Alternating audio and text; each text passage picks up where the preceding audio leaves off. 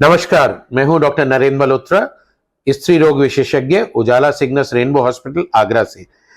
आइए आज कुछ बात करें महिलाओं की समस्या से। महिलाओं के बहुत सारे पड़ाव होते हैं, जैसे आपने देखा, पेट से लेकर गर्भ से लेकर और मेनोपॉज और इवन अप टू डेथ। सो जिसको हम कहते हैं प्रॉब्लम्स ऑफ वुमेन, वूम टू टूम या बर्थ टू मेनोपॉज, कुछ भी आप कह लें। तो जब एक महिला एक पैदा होती है लड़की, तब देखे आप, हम देखते हैं कि बहुत सारे लोग जो है ना, जरा सा मुंह बना लेते हैं, अरे लड़की हो गई, ये हो गई। सो आज ये वाली समस्या को अवेयरनेस से दूर करना पड़ा। आज हमने देखा है कि लड़कियां किसी भी लड़के से कम नहीं हैं, ज्यादा एजुकेटेड हैं, हर चीज संभाल सकती हैं, हर काम। यहां तक कि अब फाइटर जेट्स फ्लाई कर रही हैं, साइंटिस्ट हैं, मिसाइल के इंडिया में, और पॉलिटिशियंस तो है ही है।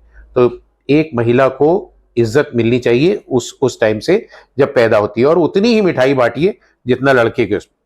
फिर ये लड़की जैसे धीरे धीरे धीरे बड़ी होती है, तो ये देखा गया है कि लड़कों को तो पूरी वैक्सीन लगवाते हैं, लड़कियों को एक दो महंगी वाली वैक्सीन नहीं लगवाते। अब ये क्यों नहीं लगवाते, आप लड़कियों को क्यों डिफरेंशिएट करते हैं? तो ये बहुत जरूरी है डिफरेंशिएट नहीं करना, क्योंकि मेडिकली एक लड़की के अंदर गर्भ, बच्चेदानी है, सर्विक्स है, और आगे चल के, और ब्रेस्ट है, आगे चल के ये दोनों बहुत बड़े कैंसर बन सकते हैं। सो इनको बचाव का वैक्सीन है। सो आइए सभी लड़कियों को 9 साल की उम्र पे शादी से पहले तक कभी भी 3 डोज वैक्सीन की लगवाइए, जिससे वो कैंसर से बचे। और बाकी सब टीके भी, हर तरह के, लिवर के टीके, मीजल्स, खसरा, रुबेला, सबके टीके लगवाने चाहिए। फिर अब इस लड़की को हिंदुस्तान में देखा गया है 8 से 10 साल पे अधिकतम हमारी हिंदुस्तानी लड़कियों को माहवारी शुरू हो जाती है, प्यूबर्टी शुरू हो जाती है। तो इनकी ग्रोथ लड़कों से ज्यादा होती है, तो एकदम से इनका नेचर जो खेल के का था लड़कों के साथ, वो चेंज हो जाता है। तो इस स्टेज पे इनको मोटापा आ सकता है, इनके चेहरे पे मुहासे आ सकते हैं, इनकी ग्रोथ लंबी ज्यादा या ठिगनी रह सकती है, इनको बहुत जल्दी माहवारी शुरू हो सकती है 8 साल से पहले। इनको इस टाइम पे जब इतनी सारी हार्मोन की चीजें बढ़ रही हैं, तो इनको याद करने की शक्ति और पढ़ने की शक्ति कमजोर, लर्निंग प्रॉब्लम्स हो सकती, ईटिंग प्रॉब्लम्स, कोई बहुत ज्यादा खाते हैं, कोई कम खाते हैं, और फिर ये बहुत लेजी लाइफस्टाइल। तो आपको यहां इनका ध्यान रखना है कि ये सब चीजें लड़कियों के साथ नहीं होनी चाहिए। किसी किसी को जब बहुत जल्दी प्यूबर्टी आ जाती है, तो उसकी हाइट कम रहने का डर होता है, तो कुछ दवा डॉक्टर से मिलिए, हार्मोन टेस्ट कराइए, और कुछ दवाई डिले करने के लिए, कि पहला माहवारी 10 से पहले ही नहीं आया, उसको डिले करने के लिए कुछ दवाइयां। जिनको बाल, चेहरे पे एक्नी आई है, उनको पॉलीसिस्टिक ओवरी हो सकती है, मल्टीसिस्टिक ओवरी हो सकती है, तो उसका इलाज जल्द कराइए। और इन सभी लड़कियों को इस स्टेज पे वैक्सीनेशन लगवाना जरूरी है।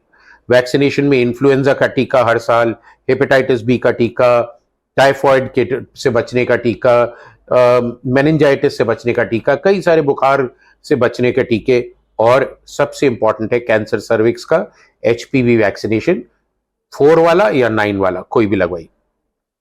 इस टाइम पे लड़कियों का, क्योंकि माइंड बहुत डेवलप हो रहा होता है, और आजकल बहुत सोशल मीडिया पे होते हैं, सब फोन पे, टीवी पे देखते हैं, तो इनको करेक्ट गाइडेंस देना जरूरी है, स्पेशली सेक्सुअल एजुकेशन देना जरूरी है, नहीं तो इधर उधर भटकने का डर होता है। और जो कुछ लड़के और इवन घर में मामा, चाचा, ताऊ, कजन, ब्रदर्स, ये इन सब का फायदा उठा सकते।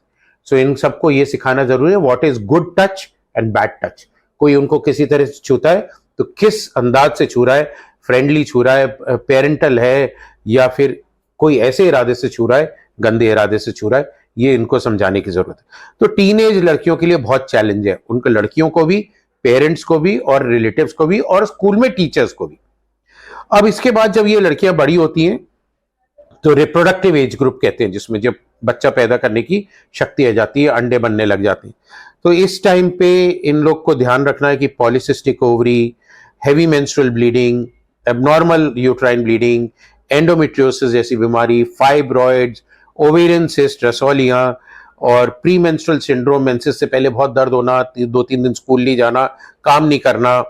टीनेज है, तो टीनेज में अगर सेक्स अनप्रोटेक्टेड होएगा, तो कई कई प्रेग्नेंट भी हो जाती हैं, अबॉर्शन कराती हैं, और इससे उनको सेक्सुअली ट्रांसमिटेड बीमारियां बहुत सारी लग सकती है। तो ये सब पे स्कूल एजुकेशन बहुत जरूरी है, और इन लड़कियों को समझाना, और माँ बाप को भी समझना जरूरी है। सो इन सब चीज पे अलग अलग हमने बात सबसे करी। तो क्या हम लोग को इनको बताना है लड़कियों को? Healthy eating, taking regular vitamin, eliminating body में जो टॉक्सिन होते हैं उनको एलिमिनेट करना, एंटी इंफ्लेमेटरी ट्रीटमेंट, अगर इन्फ्लेमेशन बहुत ज्यादा एंडोमेट्रियोसिस है तो उसकी, स्ट्रेस और एंजाइटी कम करना, ये नहीं कि मेरे को फर्स्ट आना है सबसे आगे रहना है, उससे बहुत स्ट्रेस होता है, एंजाइटी होती है, और ऐसे शुगर बढ़ सकता है, शुगर कंट्रोल करना, और रेगुलर एक्सरसाइज और वेट को काबू में रखना, बीएमआई को 20-23 के आसपास रखना। बीएमआई होता है आपकी हाइट और वेट का रेशो। सो एक्सरसाइज आप करिए 40 मिनट रोज, ब्रिस्क वॉकिंग, स्ट्रेचिंग एक्सरसाइज, ये बहुत जरूरी है। खान पीन में हरी सब्जी, फलार और मिड मॉर्निंग स्नैक, सुबह नाश्ता करिए 400-500 कैलोरीज, थोड़ा मिड मॉर्निंग फल लीजिए, लंच 400-500 कैलोरीज, फिर मिड इवनिंग स्नैक लीजिए, फिर डिनर लीजिए। और अवॉइड करिए कि दूध ज्यादा ना पिए, कॉफी और चाय वाय, इन सब से बचते। इनको इस टाइम पे साइकोलॉजिकल सपोर्ट, तो दोस्तों की जरूरत है। सो ऐसा ना हो ये फोन को दोस्त बना लें, तो फैमिली को बात करना आपस में बहुत जरूरी है। So nutrition, exercise, psychological support girls की, फिर इनको स्लीप टाइम बताना है। आजकल देखा गया ये बच्चे जो है रात को 2 या 3 बजे सोते हैं, सुबह 11-12 बजे उठते हैं, तो गलत है। Early to bed early to rise सदियों से चला आ रहा है, और यही ट्रेनिंग हमको बचपन से ही इन बच्चों को देने की जरूरत है। तो एडिक्वेट स्लीप होनी, अगर नहीं होंगे तो इनको मोटापा आएगा, मोटापा आएगा तो 50 बीमारियां लगेंगी, डायबिटीज होएगी, ब्लड प्रेशर होएगा, हार्ट की बीमारियां लगेंगी बड़ी होके, ये सब डिप्रेशन होगा, एंजाइटी होगा, सब मोटापे से होता है। और क्रॉनिक बैकएक होता है, कमर में हरदम दर्द बताती रहती है महिलाएं, तो क्रॉनिक बैकएक इन सब चीजों से होता है। तो इन सब का ध्यान, correct vitamin, correct exercise, correct eating, इसमें। सो हमारा मंत्र है how to remain women to remain healthy from birth to menopause. स्वच्छ खाइए, अच्छा सोचिए, मेडिटेशन करिए, रेगुलर एक्सरसाइज करिए, और खुश रहने की कोशिश करिए। किसी भी बात का स्ट्रेस और एंजाइटी मत लीजिए।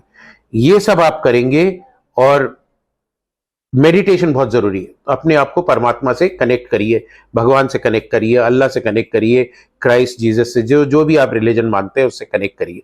सो वो 10-15 मिनट, वो 30-40 मिनट एक्सरसाइज, नियमित टाइम पे खाना खाना, और खुश रहने की कोशिश करना, सबको खुश रखना, दूसरों की मदद करना, यही हमारे मंत्र हैं विमेन के लिए। वोम टू टूम हेल्दी रहिए, हेल्दी रहिए, यही हमारी शुभकामनाएं आपके लिए।